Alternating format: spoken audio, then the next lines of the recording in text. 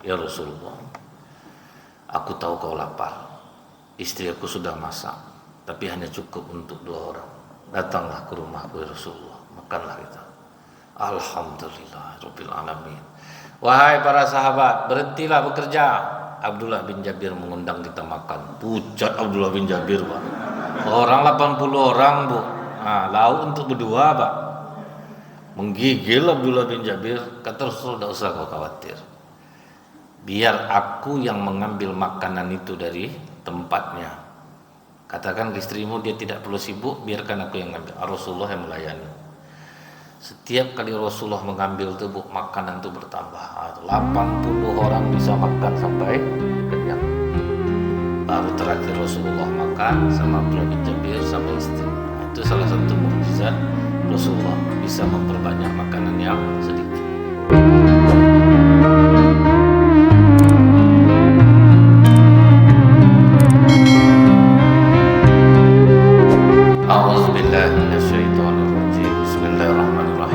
Assalamualaikum warahmatullahi wabarakatuh. Alhamdulillahilladzi khalaqal mauta wal hayata liyabluwakum ayyukum ahsanu amalahu wa huwal azizul ghafur. Asyhadu an la ilaha illallah wahdahu la syarikalah wa asyhadu anna Muhammadan abduhu wa rasuluh. Allahumma shalli wa sallim wa barik ala hadzal nabiyil karim wa ala alihi wa sahbihi ajmain. Bapak Ketua Masjid beserta pengurus yang saya hormati, Bapak RW, Bapak RT yang barangkali hadir pada subuh pagi ini, alim ulama, tokoh masyarakat, cerdik pandai, Bapak Ibu orang tua yang saya muliakan, hadirin hadirat yang semoga kita semua senantiasa dirahmati oleh Allah. Bersyukur kita kepada Allah dan mengucapkan alhamdulillahirabbil alamin atas nikmat iman yang Allah karuniakan, sehingga dengan nikmat itu ringan langkah kaki Bapak Ibu menuju masjid yang kita cintai ini, duduk menjelang waktu syuruk. Semoga apa yang kita lakukan ini dibalas Allah dengan pahala yang berlipat ganda. Bersolawat kita kepada Rasulullah Sallallahu Alaihi Wasallam dengan ucapan Allahumma sholli ala Sayyidina Muhammad wa ala ali Sayyidina Muhammad. Semoga Allah ringankan lisan kita ini bersolawat sehingga kita mendapatkan syafaat di yaumil akhir kelak. Setelah meninggalnya ibu Rasulullah SAW, maka pengasuhan Rasulullah itu jatuh kepada kakek beliau Abdul Muthalib. Abdul Muthalib karena menimbang Rasulullah ini sudah banyak merasakan pahitnya hidup di masa kecil itu, Pak. Jadi betul-betul pendidikannya itu full kasih sayang. Karena 6 bulan bapak meninggal, baru 1 bulan sama ibu pun meninggal, karena 5 tahun di bawah asuhan Halimah Sa'diyah. Jadi karena ada banyaknya pukulan, Rasulullah ini menjadi anak yang sadar diri, Pak. Karena dia sudah banyak melalui penderitaan. Jadi orang-orang yang sukses di masa sekarang itu bukan orang yang bersenang-senang di masa dulunya. Sudah banyak penderitaan yang dialami, Pak. Akhirnya menjadi orang yang baik mentalnya. Kalau kita melihat sampai sekarang, Bu, misalnya anak yatim piatu umur 7 tahun, 8 tahun itu rata-rata akhlaknya baik, Pak. Karena dia sudah merasakan kepahitan tidak adanya orang tua.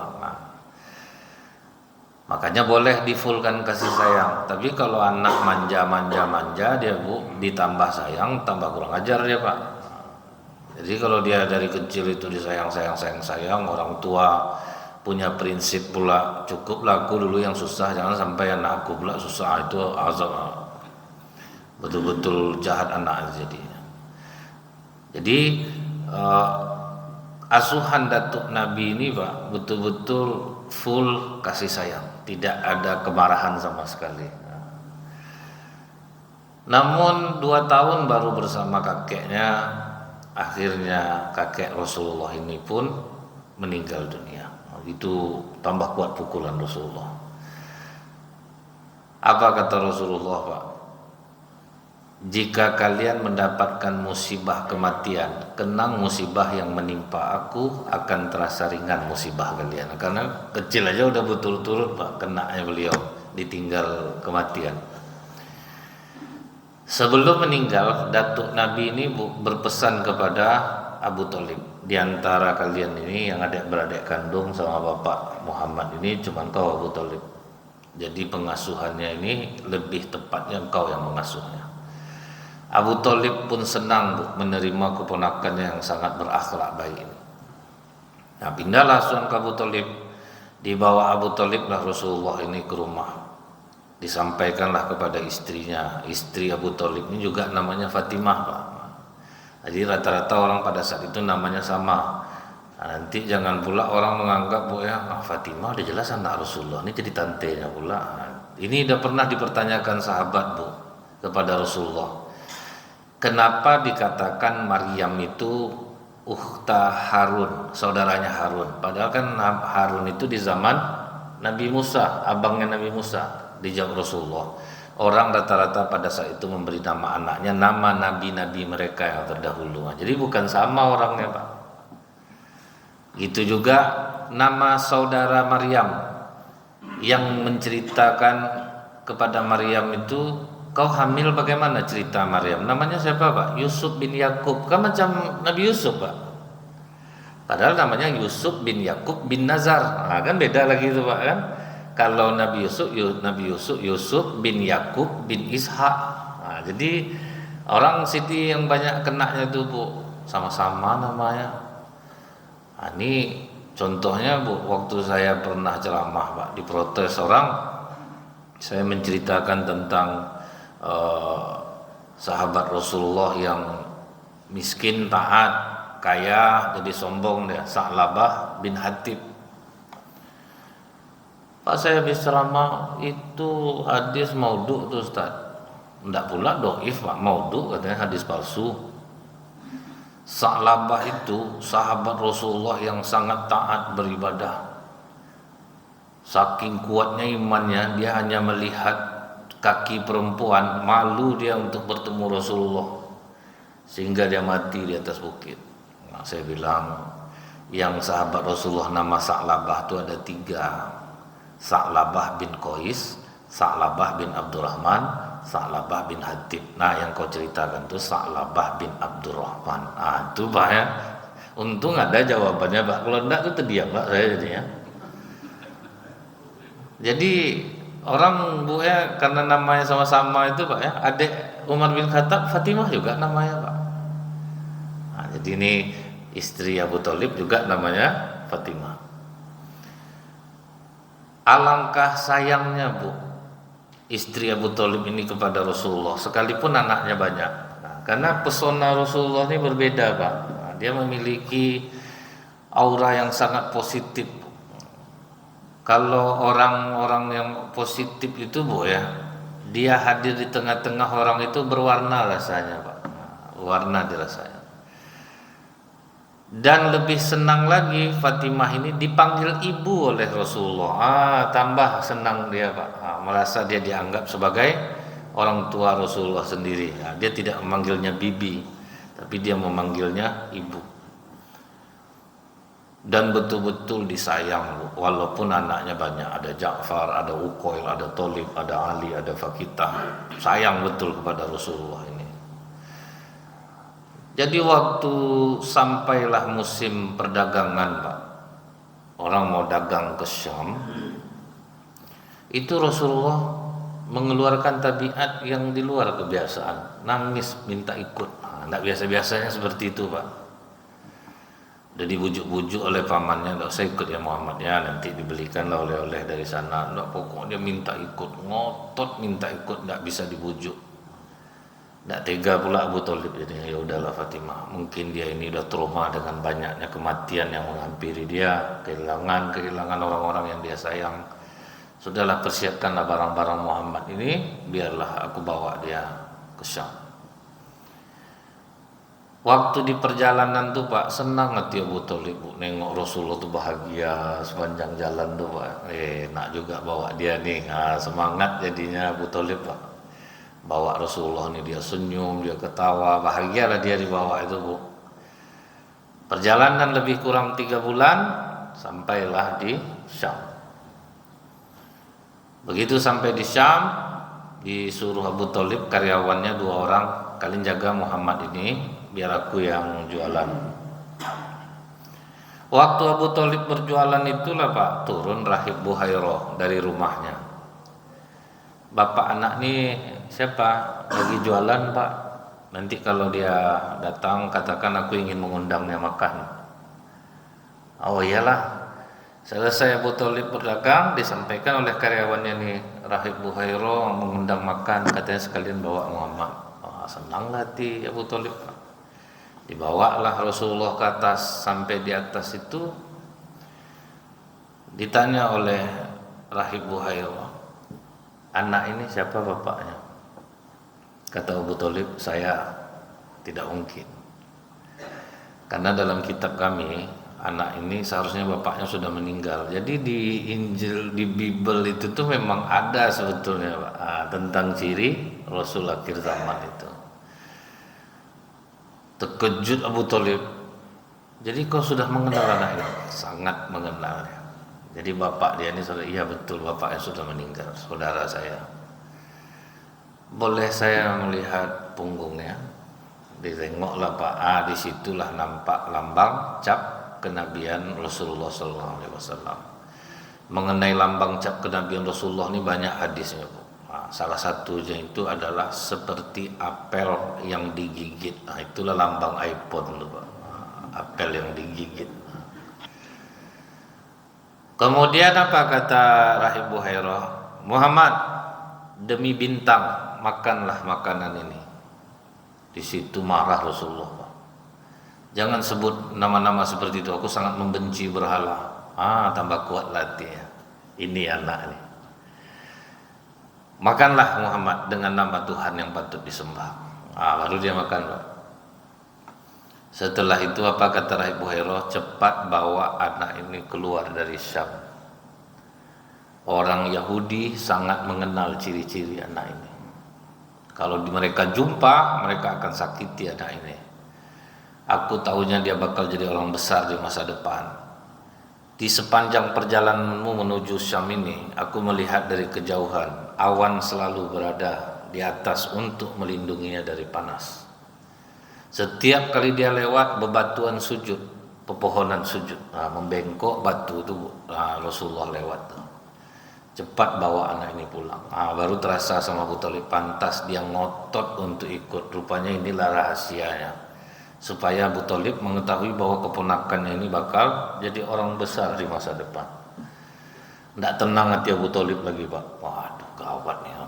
Mulai takutnya Pak. Sempat jumpa sama orang Yahudi, keponakan aku nih gawat. Khawatir betul Bu. Tidak selesai dagang tuh Pak. Pokoknya seharusnya lama di sana itu jadi potonglah harinya.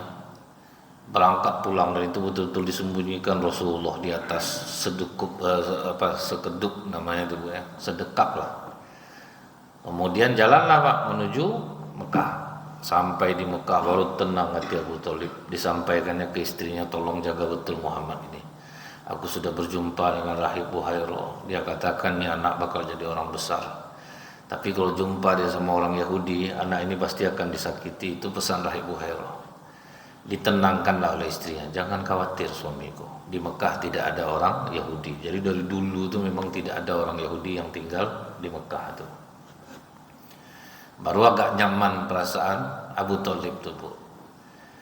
Jadi Fatimah tidak nanya banyak, Joli berapa dapat. Kalau ini kan istri, kalau sekarang kan itu Pak ya, udah lama suami pulang ada banyak Pak duit. Ini tidak Bu, ditenangkannya hati suaminya.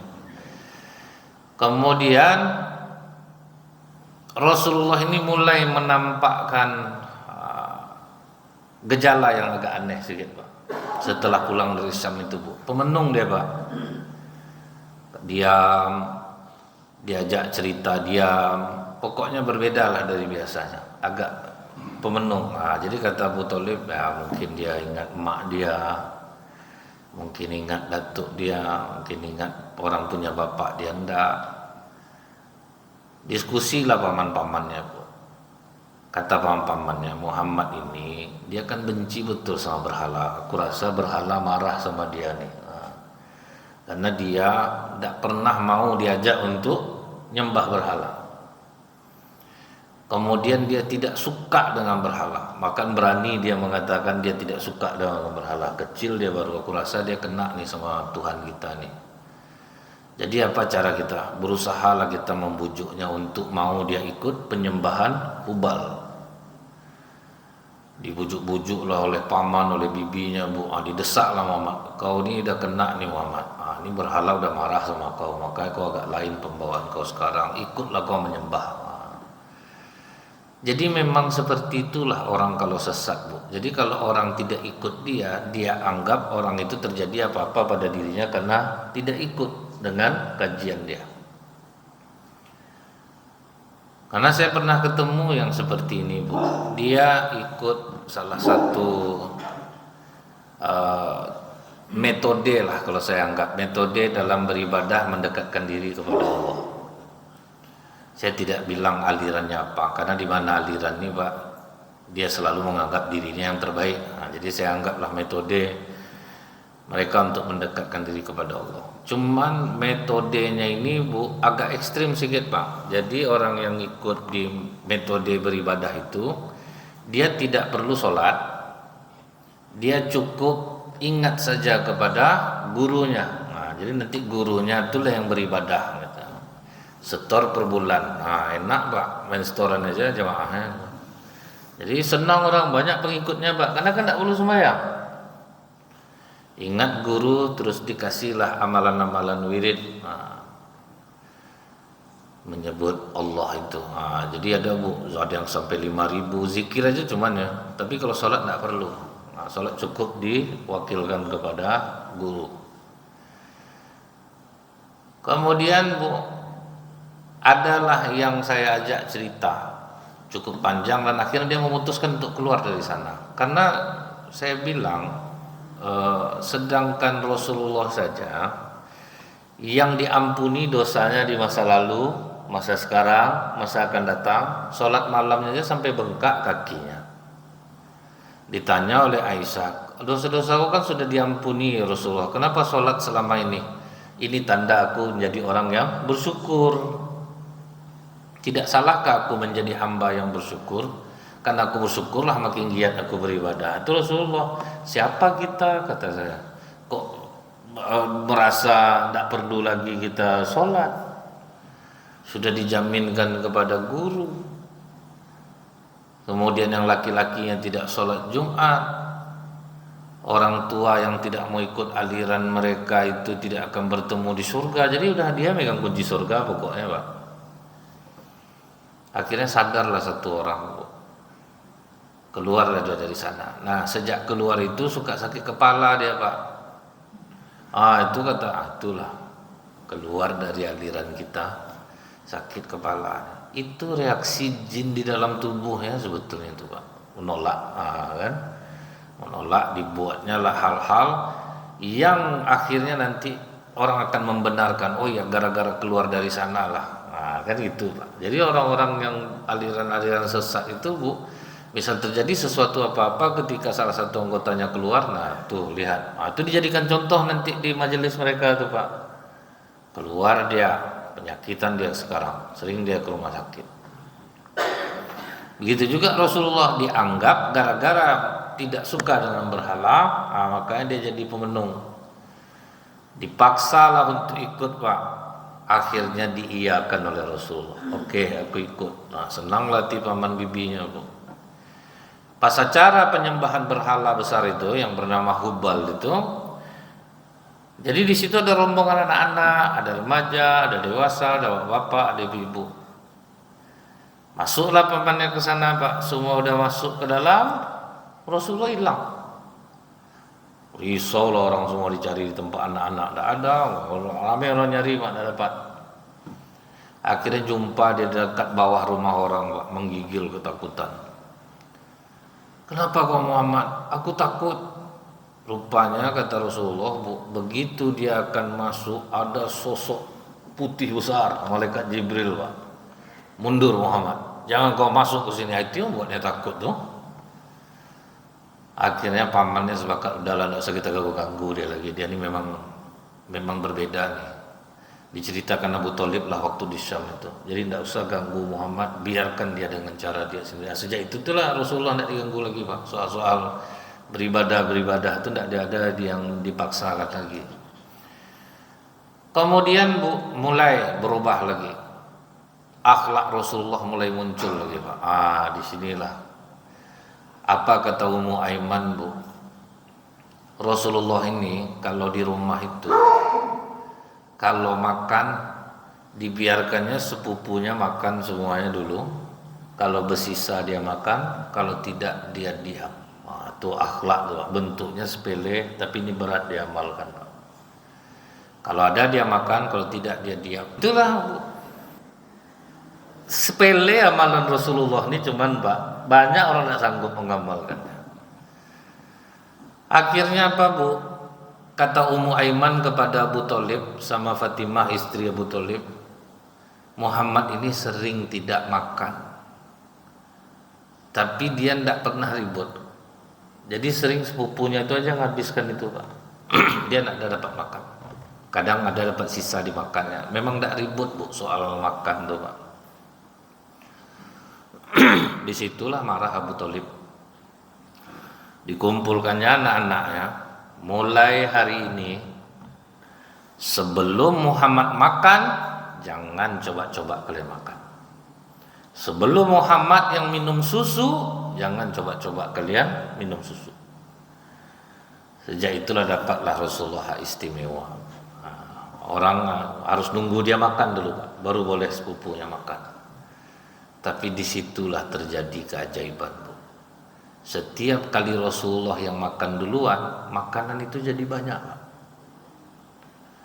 Semua itu bisa puas makan Bu. Itu anehnya Pak, makanan sedikit itu jadi banyak jadinya Pak. Kalau Rasulullah yang minum susu duluan, itu sampai puas minum susu Pak. Sejak itulah Bu sepupunya akhirnya ikhlas dan ridho Pak. Kalau Rasulullah yang makan duluan, awalnya marah juga Bu. Lain lah dibeda-beda kan lah Muhammad ini nampak. Tapi sejak itu nunggu semua Bu, biar Muhammad dulu makan. Bisa kenyang semuanya. Ini salah satu kelebihan Rasulullah dan menjadi mukjizat beliau ketika diangkat menjadi Nabi dan Rasul. Terjadi Pak waktu perang Khandaq, itu Rasulullah dalam keadaan kelaparan. Dari sini kita bisa meniru Bu ya, Rasulullah itu tidak berbunyi Pak. Apa yang dilakukan Rasulullah dalam keadaan lapar itu? Diambilnya batu, disusun-susun di perut Pak, diikat supaya badan tetap tegak. Padahal kalau diginikan Rasulullah, sahabat tolong kalian carilah makanan lah, aku lapar betul. Pasti bekejar semua nyari Pak. Jadi Rasulullah itu dari kecil tuh udah diam kok soal makan tuh Pak. Kalau kita kan banyak sandiwara Bu, sampai muka digini-gini kan tuh Pak. Sampai ditanya orang, ngapa Bang? Dapat makan selama 2 hari ini. Banyak drama kita Bu. Rasulullah tuh ngajarkan dari kecil tuh diam. Kalau tidak dapat makan diam lah. Nah yang mengetahui siapa jadinya Bu? Abdullah bin Jabir Pak. Ditengoknya kok berbunyi-bunyi perut Rasulullah. Tapi ini bukan bunyi perut lapar, macam gesekan batu nih. Diperhatikannya terus Bu. Berarti Rasulullah kelaparan nih. Pulang dia ke rumah, dikasih tahunya ke istrinya, ada ndak yang bisa dimakan? Rasulullah kelaparan sampai mengikat batu di perutnya. Orang sedang susah semua waktu itu Pak. Kata istri Abdullah bin Jabir, kalau untuk berdua bisa, nanti kalau sudah masak bisikkan aja ke telinga Rasulullah, kita ajak dia makan. Dan semua penggali parit itu Pak dalam keadaan lapar semua. Selesai masak, dikasih taunya ke suaminya, Abdullah bin Jabir langsung ke tempat Rasulullah. Dibisikkannya lah ke telinga Rasulullah, ya Rasulullah, aku tahu kau lapar, istri aku sudah masak, tapi hanya cukup untuk 2 orang. Datanglah ke rumahku ya Rasulullah, makanlah kita. Alhamdulillah Rabbil Alamin. Wahai para sahabat, berhentilah bekerja. Abdullah bin Jabir mengundang kita makan. Pucat Abdullah bin Jabir Pak. Orang 80 orang Bu. Lauk untuk berdua Pak. Menggigil Abdullah bin Jabir. Kata Rasul, tidak usah kau khawatir. biar aku yang mengambil makanan itu dari tempatnya. Katakan ke istrimu dia tidak perlu sibuk, biarkan aku yang ambil. Rasulullah yang melayani. Setiap kali Rasulullah mengambil tuh makanan itu bertambah. 80 orang bisa makan sampai kenyang. Baru terakhir Rasulullah makan sama Abdullah bin Jabir sama istri.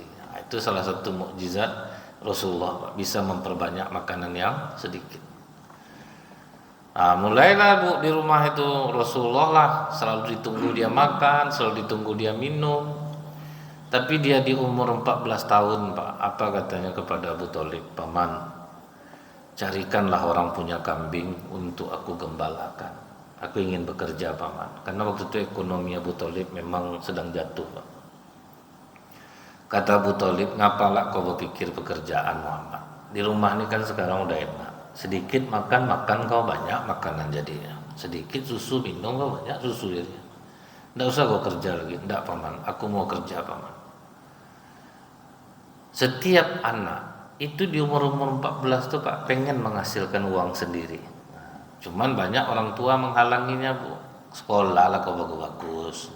Tidak usah kau pikirkan soal cari duit. Seharusnya Bu biarkan dia saat itu. Biar tahu dia nyari duit itu susah. Jadi dia lebih menghargai nanti.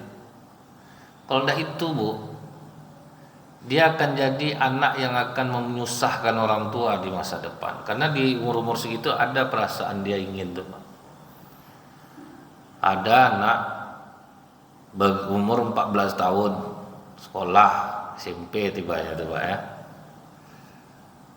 Oh mama orang kaya Bu, bapak kaya, penghasilan lumayan.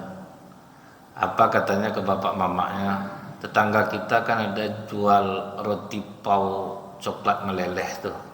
Nah, coklatnya meleleh Bu. Boleh enggak Pak Ma? Aku ikut jualan tuh di sekolah. Kata mamanya, jualan nak. Dia udah dengar ceramah saya Pak kan, jualan nak. Betul Bu, diambil anaknya tuh ke tetangganya 20 biji, untungnya 200. Berarti kan kalau habis 4.000. Dibawanya ke sekolah, memang laris Pak. Akhir berkelahi dia sama tukang kantin Bu. Gara-gara dijualan. Jadi dia tahu Pak, prosesnya ternyata untuk mendapatkan 4.000 dia harus dimaki sama orang kantin. Harus sembunyi-sembunyi dia jualan hanya untuk mendapatkan 4.000 rupiah. Tapi disupport terus sama mamanya, ambillah nak, jual lah. Sampai akhirnya dia sadar Bu, nih beginilah orang tuaku, aku minta jajan 50.000 aja tiap hari dikasih. Ternyata mencari 4.000 rupiah aja perjuangannya segini berat. Jadi anak itu lebih menghargai dia Bu. Begitu dia kuliah di luar kota, kadang orang tua yang tidak bisa ngirim Pak, diam aja dia. Udah pandai dia Pak, diam, tidak mencak-mencak. Orang tuanya selalu Bu ditahan-tahan orang tuanya, bisa enggak dia betul-betul diam enggak dia, rupanya ya dia udah tahu cari duit susah. Tapi kalau kita punya prinsip itu tuh enggak perlu kau cari kerja, sekolah aja kau bagus-bagus. Masalah itu mudah tuh, ada bapak ada uang. Itulah yang terjadi itu Bu. Begitu dia minta ke bapaknya sepeda motor KLX, bapaknya enggak mampu dibelinya sepeda motor Matic. Dihancurkan aja sepeda motor Matic itu depan showroom tuh. Bapak tuh diam aja nengok tuh. Itu karena dia tidak sadar diri Pak. Dia tidak ada merasakan susah cari duit. Jadi ketika ada anak cucu bapak yang berkeinginan untuk mencari, support aja lah Pak. Nanti dia KO sendiri itu Pak. Tidak ada KO sendiri dia Bu. Disitulah dia nanti menangis dia untuk dapat duit segini macam ini rupanya. Aku sama orang tua aku senang selama ini. Jadi tambah sadar dia jadi apa. Akhirnya Abu Thalib Bu dicarinya lah orang yang punya kambing, tapi diusahakannya Pak orang yang punya kambing ini yang paling baik mulutnya, yang lisannya ini tidak jahat. Karena Bu orang bekerja itu biar gajinya kecil, asal majikannya mulutnya baik masih tahan orang Pak. Tapi gaji besar Bu, azab kena maki-maki Pak. Tidak enak kerja itu jadinya Bu. Saya lihat karyawan Mutiara Merdeka Hotel itu Pak, itu dari awal sampai akhir masih bertahan semuanya. Di situ saya tahunya Pak. Jadi saya ingat Iya ya, setiap kali kenapa mereka nih mampu untuk bertahan? Rupanya bosnya humble pak. Maksudnya itu tidak pernah apa namanya. Pokoknya kalian aku kasih tanggung jawab ini kerjakanlah. Nah gitu aja pak. Jadi tidak pernah memaki mau apa. Akhirnya karyawan bertahan pak. Kalaupun ada yang keluar tuh bu ya sangat kecil lah. Bahkan ketika COVID melanda itu kan habis-habisan tuh pak kan. Semuanya tetap bertahan. Rela mereka pak ya, susah digaji karena dia di mana lagi tempat senyaman orang yang tidak jahat mulutnya. Jadi sebaik-baik apapun anak cucu bapak ibu, kalau mencarikan kerja carilah orang yang mulutnya baik, yang tidak suka memaki-maki. Karena pak kalau kena pukul tangan nih bu 3 hari memarnya hilang pak. Kalau kena pukul mulut bu bertahun pak. Tadi bilang orang kalau kita kena mulut jahat orang itu seperti kertas yang diremukkan. Kalaupun kita maafkan orang itu, kita luruskan kertas tuh, tetap dia kerimuk. Nah, itu pak, tetap membekas dia bu. Jadi kita ini pak, kalau orang kerja sama kita, usahakan pula lah kita seperti itu. Nah, jangan sampai lisan kita ini jahat bu. Karena stres pak, kena mulut orang tuh pak, stres bu. Ada orang rajin sholat berjamaah, tapi karyawannya pak menderita dibuatnya bu. Menderita itu kena mulut sebetulnya. Memang sama karyawannya boleh tegas, tapi tidak pula harus dimaki gitu bu. Dia stok 6 barang tiap bulan pak. Jadi manajernya ini udah bagus bu, dapat dia secara menghitung yang lebih mudah, menghemat waktu. Dulu hampir sampai subuh, sekarang jam 2 malam udah selesai. Siapa nyuruh ngerjakan seperti ini? Saya pak, kok pandai-pandai kamu? Tidak boleh pakai cara ini, pakai cara yang saya bilang. Oh, ngamuk lah dia di situ. Sampai baratnya bu, kalau terdengar dia sakit bu, mau hajatan rasanya karyawannya pak, syukuran rasanya kalau dia tidak ke sana tuh gitu. Akan itu udah sedih kita tuh pak dengarnya. Bulan depannya bu, dipakai manajernya balik cara dia, siap hampir subuh. Kenapa lama? Bulan kemarin bisa jam 2, ini kenapa hampir subuh? Pakai cara yang bapak ajarkan pak. Udah tahu cara saya salah, kenapa kalian buat? Ah, bingung jadinya pak kan? Sampai ingat saya manajer itu dia taat ibadah manajernya itu juga. Ustadz, kalau saya tinju dia agak sesekali gimana Ustadz? Saking emosinya pak. Dia rajin sholat jamaah Ustadz, tapi mulutnya jahat Ustadz. Kalau saya pukul aja lah dia agak-agak 3-4 kali mukanya itu kayak mana kira-kira Ustadz? Jangan kata. Nah, itu pak menderita karyawannya dibuat dia bu. Sebetulnya punya bos tegas tuh bagus juga, tapi tegas itu kan bukan harus memaki, Pak. Nah, bukan harus memaki-maki orang. Nah, jadi bu ya, dapatlah orang punya kambing, Pak, digembalakanlah oleh Rasulullah SAW. Tenang, bu, mulut orang itu pun baik. Jadi tidak gelisah juga Abu Thalib. Waktu Rasulullah sering bergabung sama pengembala lain, Rasulullah kan suka bergaul, Pak, bergaulnya sama pengembala yang lain. Kadang ngejar-ngejar kambing, kadang dipeluknya kambing tuh, aku letih kau letih, janganlah lari-lari lagi. Itu sampai Rasulullah ngomong sama kambing tuh bu. Jadi sahabat ketika Nabi menjadi Rasul, setelah diangkat menjadi Nabi dan Rasul itu bu, ditanya oleh sahabat, kenapa rata-rata para Nabi ini pernah mengembala kambing ya Rasulullah? Apa jawaban Rasulullah pak? Kambing itu mengajarkan kesabaran. Karena kambing binatang yang sulit untuk ditaklukkan. Nah, itulah rahasianya itu, Pak. Makanya kenapa Nabi dan Rasul itu sabar-sabar, Bu? Karena mereka memelihara kambing.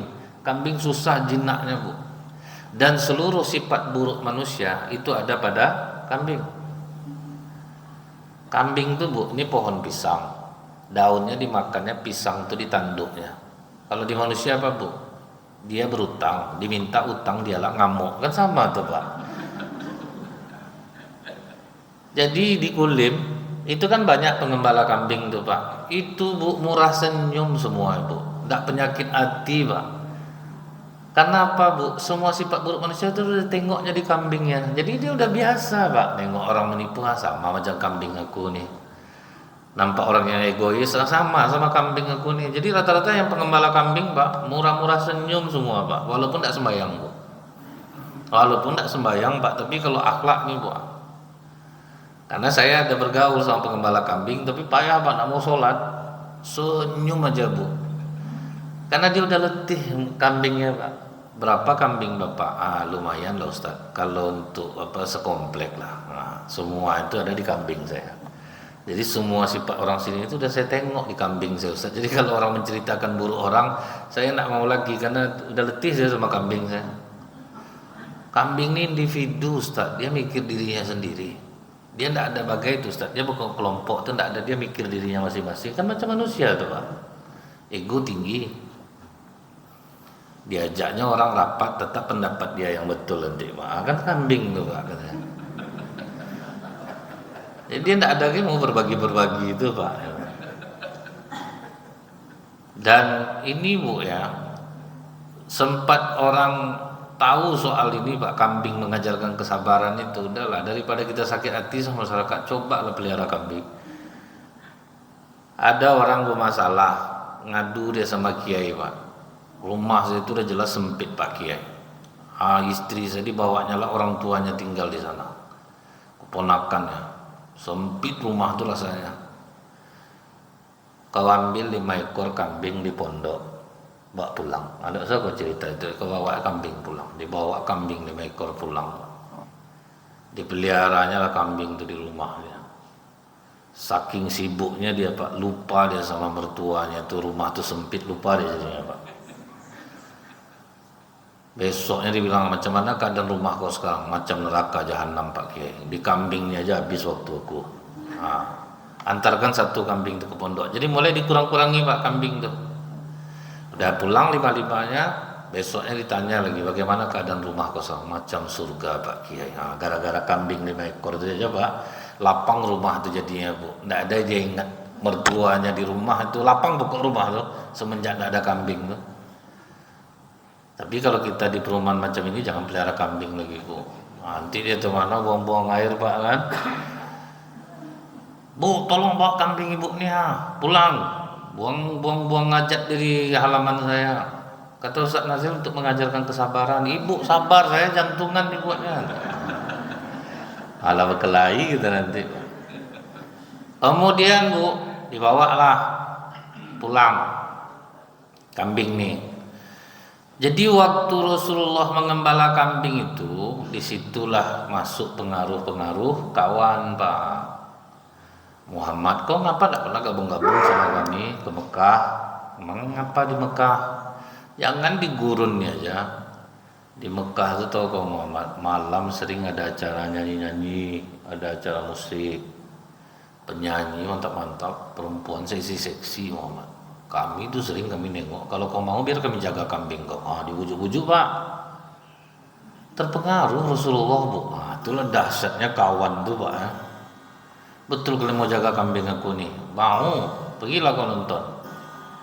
Rasulullah pergilah Pak. Tapi Allah sayang ke Rasulullah Bu. Belum sampai ke tempat tujuan dikasih Allah rasa kantuk yang teramat sangat. Tertidur Rasulullah Pak. Itulah Allah menyelamatkan kita kadang Bu ya. Dari ngantuk aja kita itu bagian dari pertolongan Allah. Makanya ketika saya ceramah orang tertidur tuh Bu, saya tidak pernah komplain. Karena itulah nikmat tuh Pak. Karena tidak ada satupun hadis yang menerangkan orang tertidur di masjid dari setan tuh nggak ada Pak. Cobalah kalau ada. Orang di rumah udah tempat tidur bagus, pakai AC, nggak bisa tidur Pak. Ini sedang duduk Bu, bisa tidur. Kemana nikmat tuh mau dicari Pak? Pokoknya kalau Bapak Ibu payah tidur, datanglah ke pengajian Bu. Walaupun sebentar terasa lama loh Pak. Contoh Jumat tuh Pak, tertidur kita Bu, rasa lama rasanya. Sampai kita terbangun, nggak ada katib nih, padahal udah selesai Pak. Itu dia sebentar tuh Pak, rasanya sangat lama Bu. Nah kemudian Bu ya, Besoknya Rasulullah balik, ditanya oleh kawan-kawannya, gimana Muhammad, mantap enggak? Apa yang mantap? Aku aja tuh tidur. Coba lagi Muhammad, biar kami jaga lagi kambing kau. Nah ini yang dimaksudkan Rasulullah Pak. Orang kalau jahat tuh Bu, kasih sayang mereka tinggi Pak. Kekompakan mereka tinggi. Makanya preman tuh Bu, kalau duduk ngumpul dia rata-rata damai Pak. Sampai tua dia ngumpul damai itu Pak. Sebab apa? Iblis tidak menggoda mereka Bu, karena dia sama iblis. Nah, jadi tidak ada mengganggu-ganggu nih Pak. Tapi kita yang orang-orang baik, yang udah rajin ke masjid, nah itu yang dimanfaatkan oleh iblis untuk menghancurkan kekompakan kita. Kalau preman tidak ada Pak. Orang-orang jahat kasih sayangnya tinggi Pak. Memang dikasih Allah, dia kasih sayang mereka itu tinggi. Kekompakan mereka itu dahsyat Pak. Makanya yang baik itu pasti kalah, karena mereka aja kong kalingkong dia Pak, tertutup yang baik itu semua ya Pak. Karena mereka memang dikasih rasa sayang yang sangat tinggi. Sementara kita memang diuji Pak. Memang kita ini tidak akan cocok, selalu berselisih paham, berbeda pendapat. Nah, itulah bagi orang-orang baik. Nonton Rasulullah balik Pak, tertidur lagi. Balik Rasulullah balik. Sejak itulah Rasulullah mengatakan, aku harus berhenti mengembala kambing. Jadi kalau pengaruh kawan membuat kita jauh dari Allah, tidak berkawan jauh lebih baik. Nah itu pelajarannya sebetulnya Bu. Tidak semua orang yang kita kawan itu Pak. Apa kata Rasulullah Bu? Ad-dinu khalilih, agamamu tergantung kawanmu. Jadi telitilah dengan siapa kalian berkawan. Yang membuat kita hilang rasa syukur kadang-kadang penyumbangnya kawan Bu. Udah bagus-bagus anak bapak ibu, dibelinya lah rumah tipe 36 plus siap huni. Itulah pencapaian dia yang sangat dia banggakan Bu. Bertamulah kawan yang akhlaknya buruk Pak. Tipe 36 nih. Yang ini kecil lagi. Betah kau nih tipe 36 nih. Hilang rasa syukur setelah kawan itu pulang aja Pak. Itulah akhirnya merenov tuh jadinya Pak. Banyak pengeluaran dibuatnya Pak kalau sama kawan yang buruk akhlak tuh Bu. Ibu ini punya masalah sama suaminya, cerita ke kawan yang bakal buruk ondeka, suami aku udah berperangai lah, dia balik udah 5 hari lah tidak pulang, santai aja lah. Kakak 5 tahun janda, aman aja hidup kakak, enak kita sendiri itu lagi, bagus kau urus cepat cerai kok, malah disupportnya orang cerai Pak. Jadi ya Bu ya, mudah-mudahan ini bisa kita ambil di potongan dari Sirah Nabawi ini, insya Allah akan kita sambung kembali. Subhanakallahumma bihamdika asyhadu an la ilaha illa anta astaghfiruka wa atubu ilaik. Assalamualaikum warahmatullahi wabarakatuh.